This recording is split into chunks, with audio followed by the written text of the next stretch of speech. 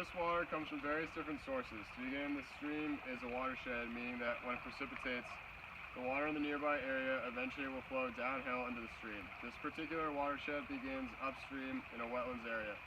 Furthermore, after it precipitates a lot, the wetlands and runoff from up the hill empty into the stream, raising the water level.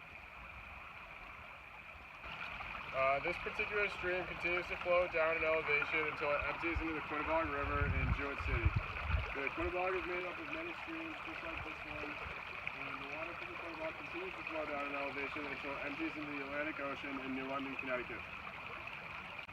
Since this stream is located in rural Connecticut, we are concerned with pollution from farms and golf course. Farms use various fertilizers and pesticides to help grow crops. When it rains, these chemicals get washed into streams that make its way into this one. Also, feces from farm animals can be washed into this watershed. Next, there is a golf course about a mile away that uses many fertilizers to keep the grass in pristine shape.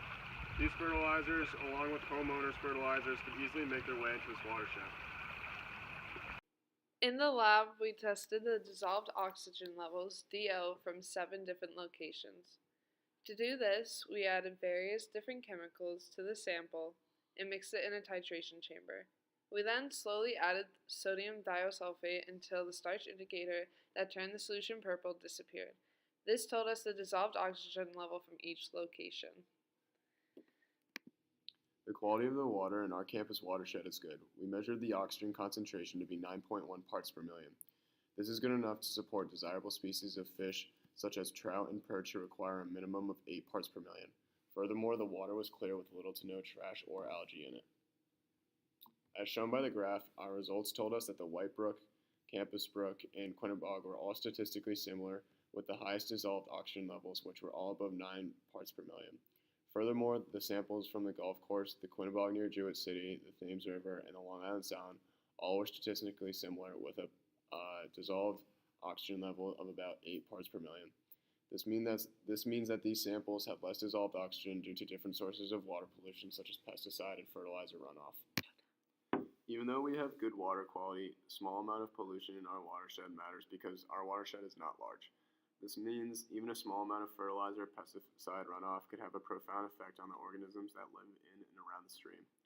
Furthermore, a small amount of pollution in our watershed, combined with the pollution from all the other watersheds and streams that empty into the Quinnebog, will add up to one big problem.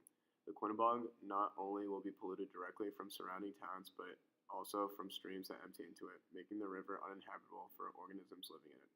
Although it is unlikely for something like an algal bloom to occur, pesticides can directly kill organisms and fertilizers can diminish dissolved oxygen. This happens because the fertilizers cause overproliferation of plants, which produces additional oxygen at first. Then the plants eventually die and need to be decomposed, a process which uses a large amount of oxygen. This oxygen shortage suffocates fish and other organisms in the water. By using fertilizers and pesticides, we create a large amount of pollution when it rains, as this rain eventually ends up in our watersheds. We can mitigate this pollution by using less fertilizers and chemicals on our lawns, farms, and golf courses.